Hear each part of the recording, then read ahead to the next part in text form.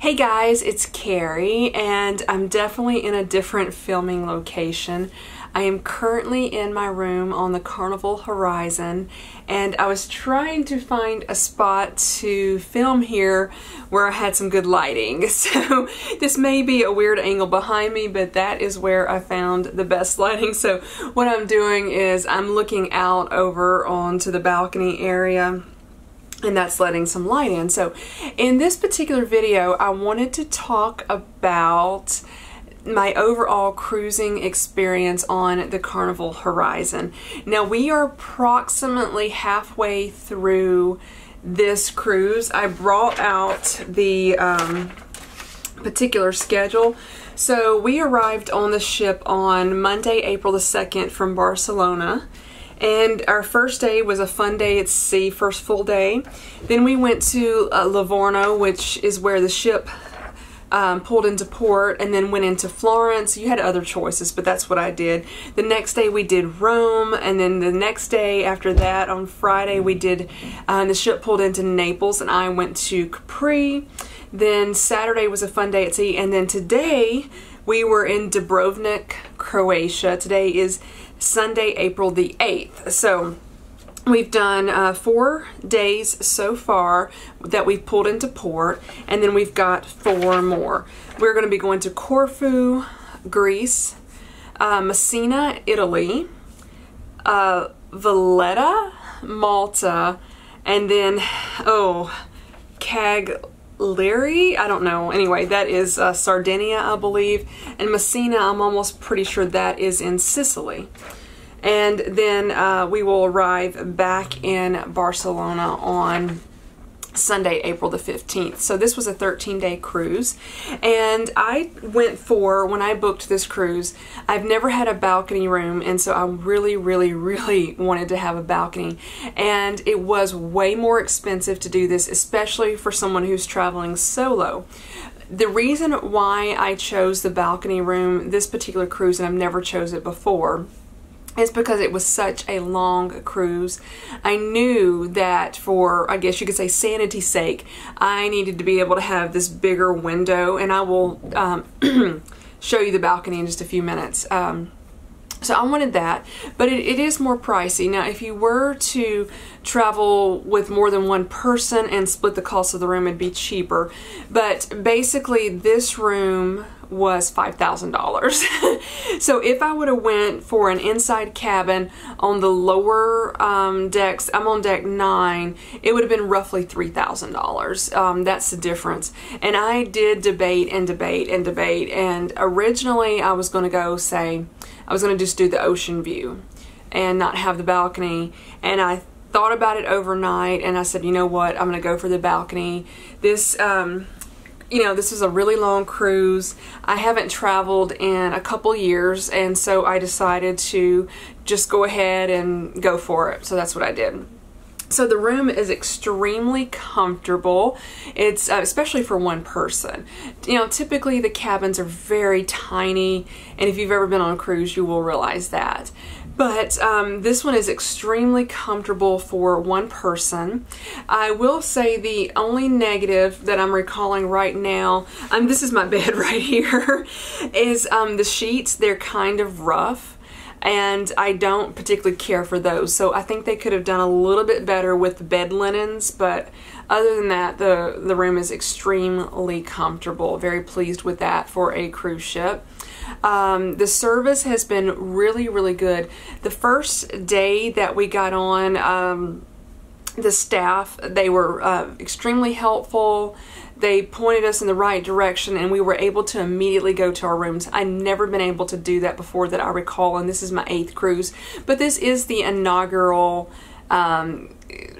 cruising week or 2 weeks, whatever you want to call it. And this is the first week, first 2 weeks, the ship has gone out with passengers on it, or guests on it. The crew's been on it for a while, is my understanding.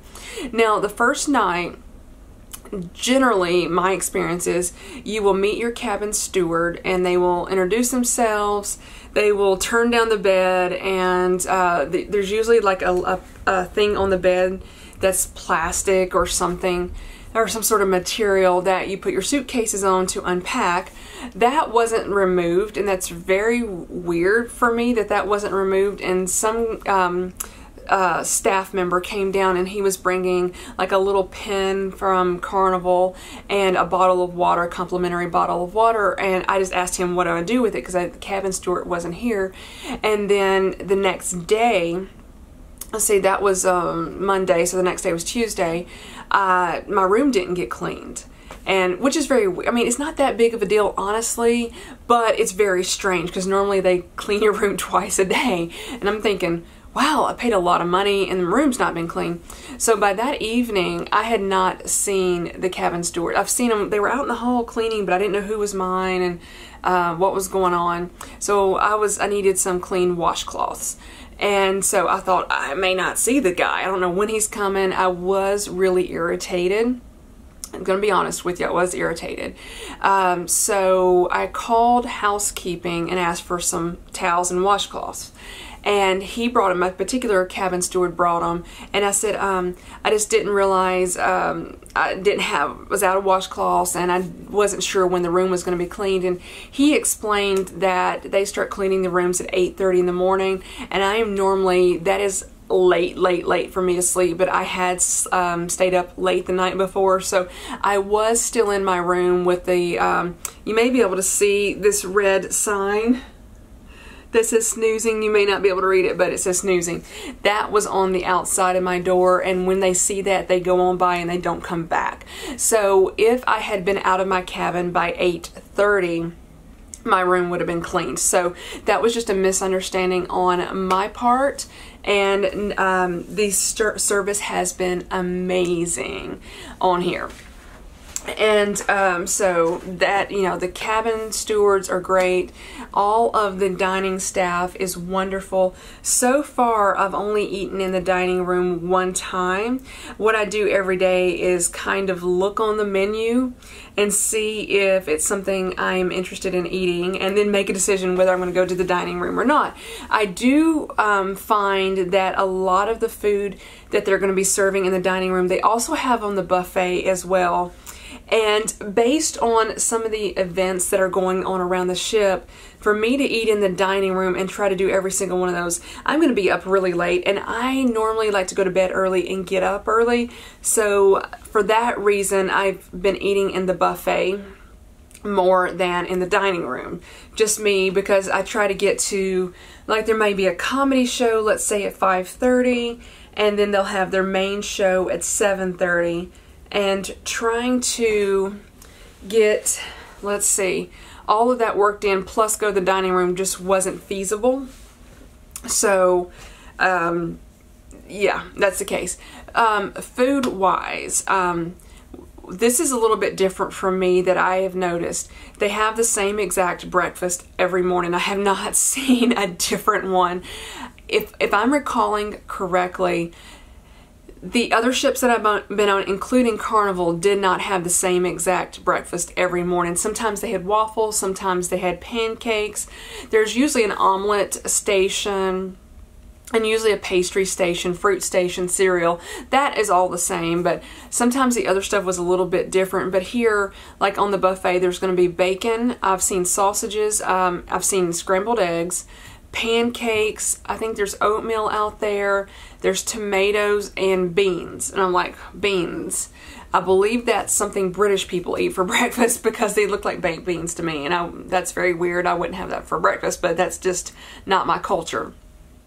So the food has been pretty decent for breakfast. I will tell you, I am getting tired of it. It is just too much food, and I can tell I'm gaining weight, but eating that heavy in the morning is not something I'm used to. So I've been backing off and having some pastries instead of having let's say pancakes and bacon every single morning, because I'm like, I can't handle this anymore. There are a lot of areas around the ship, food-wise, that are included in the price that you already paid, regardless of which level of cabin you've purchased. You can get pizza 24 hours a day. You can get a hamburger within a certain amount of hours. Those are absolutely included in your price. There's other what we call free restaurants, even though you've already paid for them around the ship. There's an Italian place that if you go for lunch, it is included in the price you already paid. If you go for supper or dinner, you're going to pay a little bit extra. There's a couple different Asian places. I will tell you, I've been to the Italian place twice. And the first time I got lasagna, and it wasn't a bad flavor, but overall it was probably the second worst lasagna I've ever had in my life. It was just weird, and I couldn't get my mind wrapped around it. Instead of having like ground beef or just ground meat in it, they had beef. It was almost like it was shredded beef. And it was just very strange. It was, you know, it kind of messed with my mind a little bit. I didn't care for it. And I don't like the bread that they had. But I've been to it again because you can do your own pasta bowl. They give you a little thing to check off, and you say, you got a choice of like linguine, farfalle, penne, that maybe another kind, I'm not sure. Then you can have your sauces. You can have bolognese, Alfredo, I can't remember, all butter sauce. Then you can pick like grilled chicken, broccoli, spinach, onions, mushroom, whatever. And so you can pick that, or you can just choose lasagna. So I've been to that one twice. Didn't care for the lasagna, even though the flavor wasn't bad. It was just kind of strange for me. And then I also had like a farfalle with Alfredo and grilled chicken. That was actually pretty decent. It wasn't bad. I've had the Guy Fieri's hamburger. I actually like Carnival's old hamburgers better than that one. It wasn't a bad hamburger. It's just like their other ones were so much better than this one. And just my opinion. And I've also been to the Pig and Anchor, and I've got to tell you, hands down, that is the best restaurant aboard ship. And I was hoping it would be open today for lunch because it's, again, free or included in what you've already paid for lunch. I mean, excuse me, for your room. But if you go in the evening, I think you have to pay extra. And then there's a lot of other restaurants that you've got to pay no matter when you go. So, but that Pig and Anchor is amazing. They had pork butt, beef, and a chicken. And it's barbecue. It was so amazing. They had like macaroni and cheese. They had baked beans, I believe. I didn't try the potato salad, or I think they had turnip greens as well. But that is the place to go, is the Pig and Anchor, in my opinion. So overall, I'm not a foodie. Other people are. Overall, some of the places are okay. It's way too much food. I've got to tell you that. It's just like, oh, I'm miserable almost, because just like you get hungry and you go eat, and I'm like, what do I eat for? Let's see. Let's talk about maybe the excursions next. So I went ahead and pre-booked excursions before I even got on the ship, because a lot of times they will sell out and you may not get the ones that you wanted. So I did Florence on your own, Rome on your own, and then Capri almost on your own. And I will tell you, I enjoyed Florence and Capri so much. Those were my two favorite places so far, because I just love both of those places in Italy. They're my two favorite spots in the entire country. And so those were fabulous. Rome on your own is not something I would do again unless I was staying... Unless maybe you could say I come several times a year, which I do not. It was just so overwhelming. This is my fourth trip to Rome, but I was so overwhelmed. I was just like, not quite what I had in mind. I knew what I wanted to do, but I just wasn't able to make it happen. So I got some of the things that I wanted checked off my list that I wanted to do, but I didn't get all of them. So it was a little bit disappointing. It also rained a little bit that day, but there's so many other tours that you can do as well. So if I were to come back to Rome, I would not do the own your own thing again. I just don't think I would unless I was with a local that I knew personally who could get me around. Then it really wouldn't be on your own.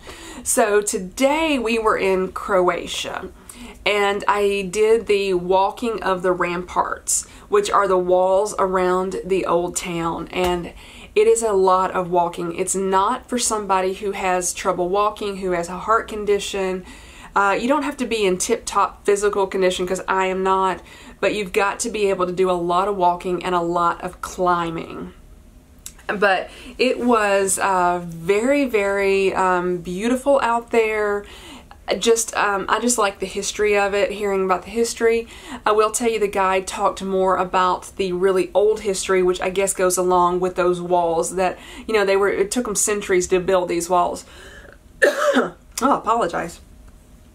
So we were kind of, when we went to the shore excursion talk, they really pushed us that we would be hearing more about the more recent history in the past 25 years, the war that they've had over here. On this particular tour, we only heard a little bit about that and a lot more about the old history, which I guess it kind of goes along with that tour, and it just depends on which tour you choose. Like they talked about, one of the tours would go and you would see tanks on the side of the road, and it would be fenced off because there were mines out there, landmines that they still haven't cleared yet.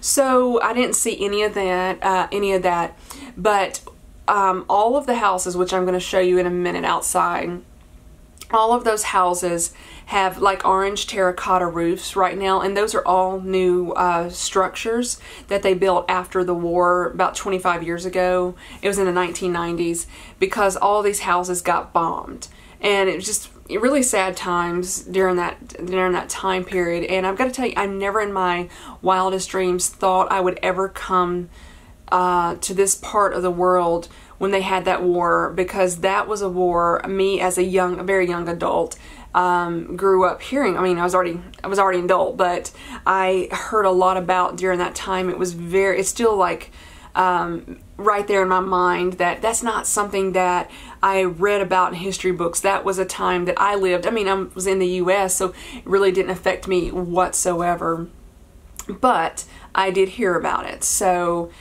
that has been our tours so far. I've got other tours. I may pick back up and do a part 2 for the rest of the cruise for this particular video, because I'm talking for a while. I thought I would go ahead and maybe wrap it up with entertainment and let you guys know what I thought about the entertainment. Again, this is going to be my opinion. I have kind of a strong opinion about it, and it may come out sounding a little rude and a little mean, but I'm just going to tell you what I think.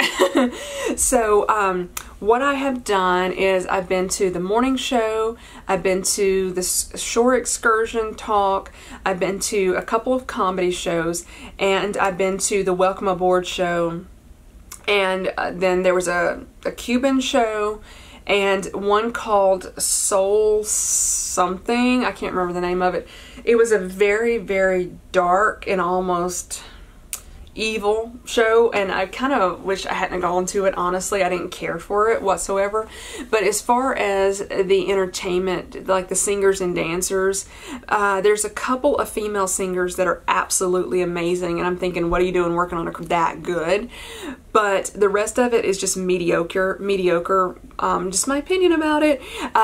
They aren't always in sync with each other. I happened to be somewhere where I overheard someone speaking with them. They were very nice people. Nothing against them, nothing, very, very nice people. And this is their job.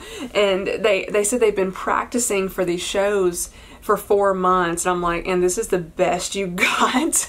So it's not that good. Just, again, I feel like I need to back off, but it's not bad, but just not, I'm not an artsy person who goes out and goes to the theater and goes to shows and goes to concerts. It's just not my thing. I would rather hear a lecture about some historical thing. That's what I like. So I'm probably the wrong person to absolutely give you a good or bad opinion on this, but as far as the singers go, 2 really great female singers that were amazing. The rest of them, mediocre. The dancers, mediocre. Again, they weren't in sync a lot of times. The performances overall, like the Welcome Aboard show, it was songs that you've heard before. It wasn't bad. The Cuban one, most of it was in Spanish. It was beautiful, the presentation, but it just wasn't, I couldn't understand it. So I don't really know what to say about that one. I couldn't understand what they were singing. I think there was maybe one song or maybe two that weren't in Spanish. So, but I think as far as performance-wise, that was probably their better one. And then they debuted this brand new one. Soul was in the name. Don't remember the rest of it. And it was evil. Honestly, it was very evil. It was about voodoo and something. I kind of wish I would have gotten up and walked out. I just did not like it. That was just me based on my own personal faith. And I would not watch it again whatsoever. So yeah, anyway, I have not been to like any of the trivia games. Oh, I did do a ship tour, and they don't really do a whole ship tour. They just did a couple of floors, and so, but that was still some entertainment. Let's see, I've watched a bingo game waiting on a show to start. So that's more entertainment. If you do like to gamble, there is a casino, but there's smoking in there. So one thing they have done on this ship that I really appreciated is if you're, the casino is on level deck 4. If you're walking through deck 5, they do have it glassed off or portioned off, because a lot of times you can look down and see decks below you and they're open. Well, when you walk through level 5 above the casino, you can still smell a little bit of cigarette smoke, but it's not that bad. And they do have that glassed off so the smoke doesn't rise, and they've got a pretty good ventilation system here.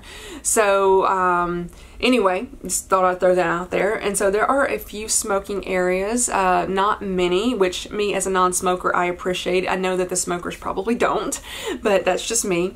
There are a lot of things to do on the Lido deck, like 10 and 11. There's they're kind of like a bike, but you're strapped in and you're out, it goes out around and over this deck. I have not done that. I don't think I want to do that, but you just get on there and pedal and it goes around. There's a huge water slide. There's jacuzzis, there's swimming pools.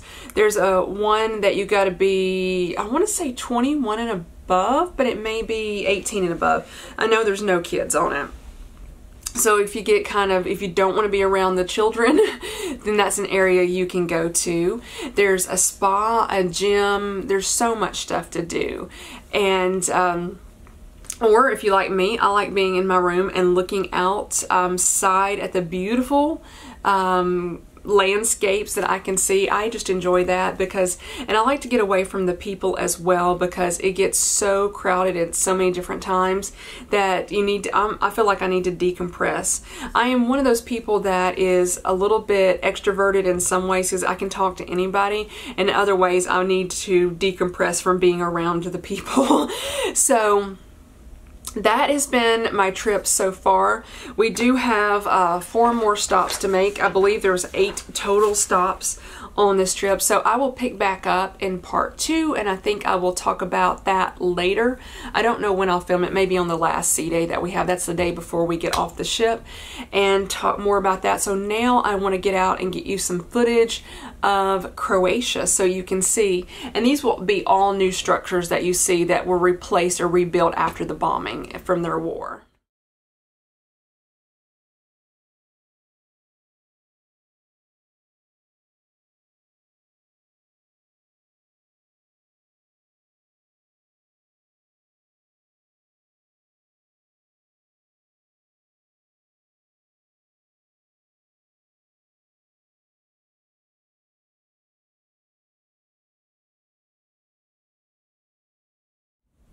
Guys, I just came back in and I was ready to end the video and I realized I forgot to talk about a few things, which I could do this in part 2, but I may forget about it again.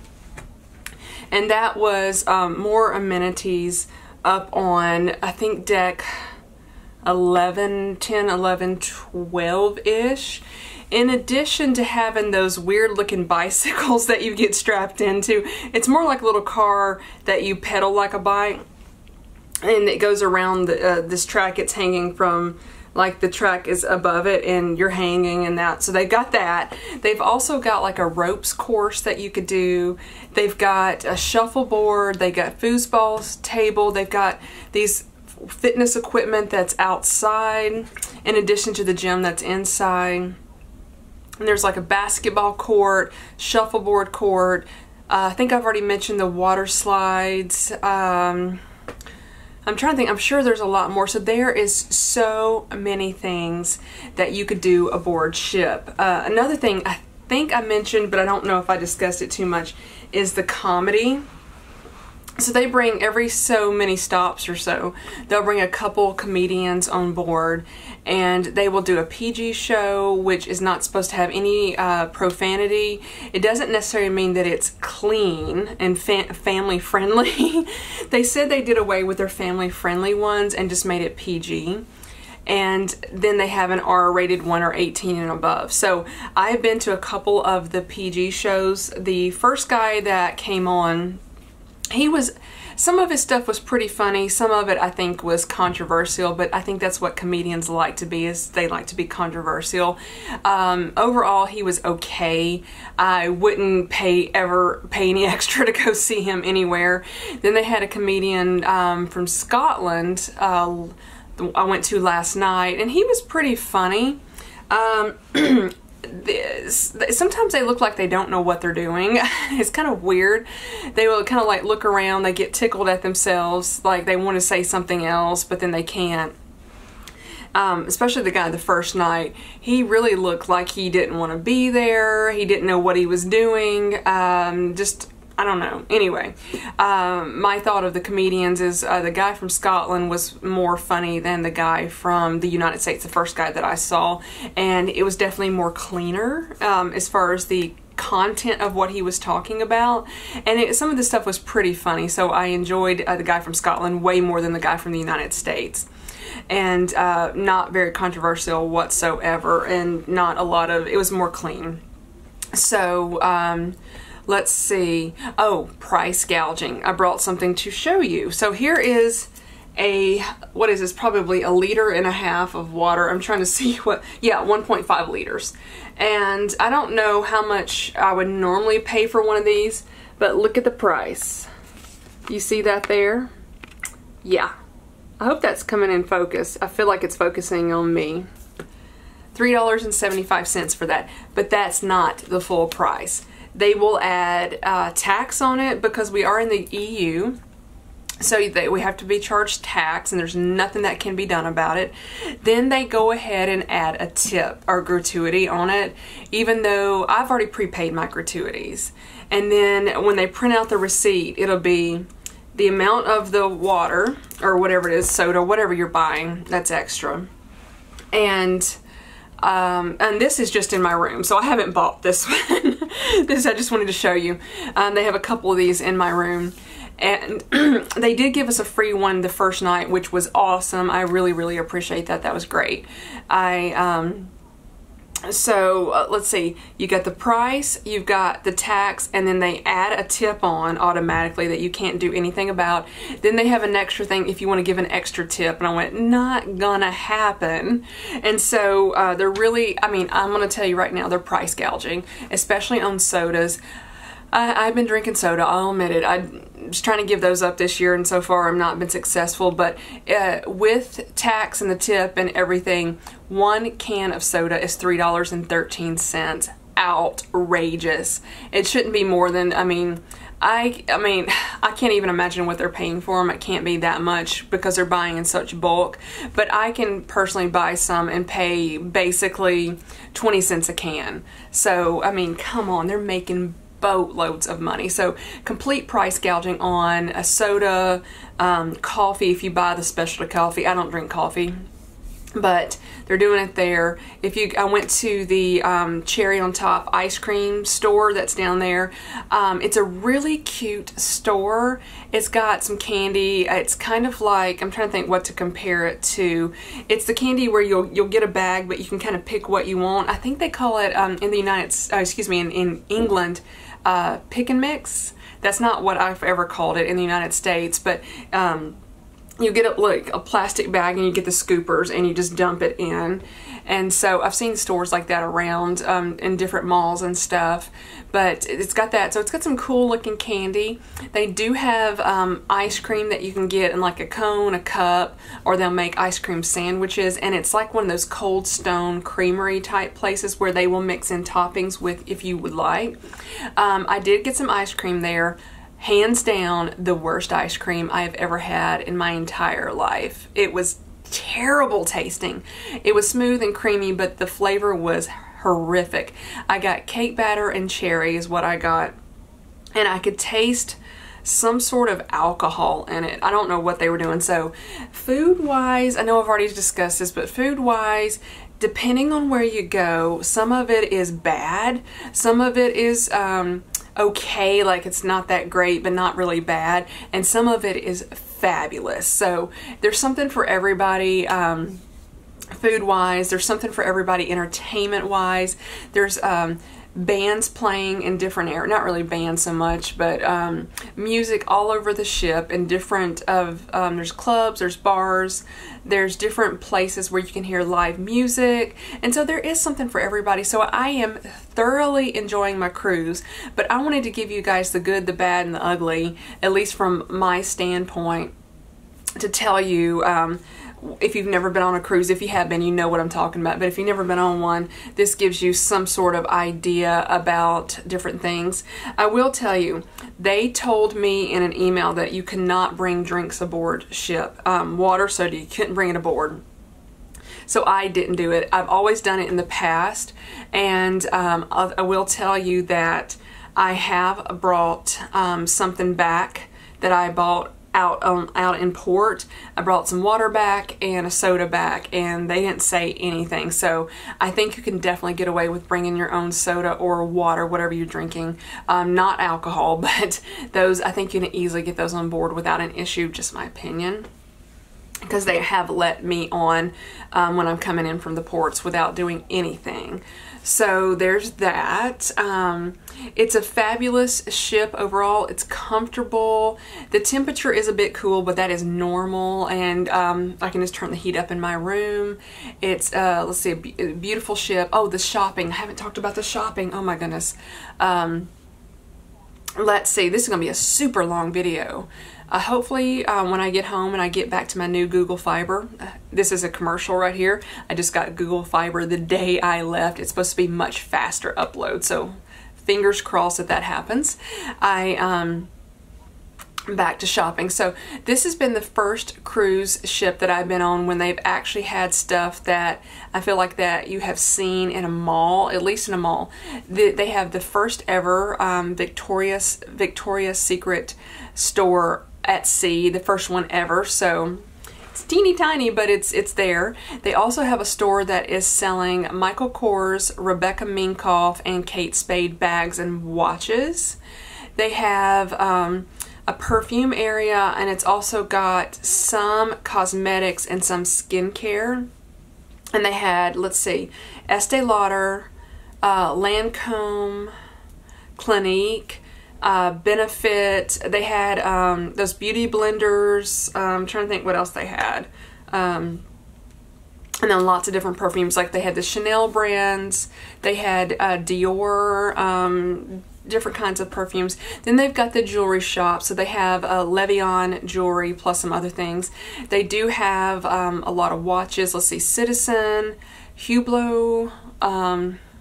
They had pre-owned Rolexes. I can't remember all the watches. I haven't really done a lot of shopping on board. I bought like a sweatshirt and then a zip-up hoodie. And that's pretty much, other than some sodas and something like that. I haven't bought anything else on board.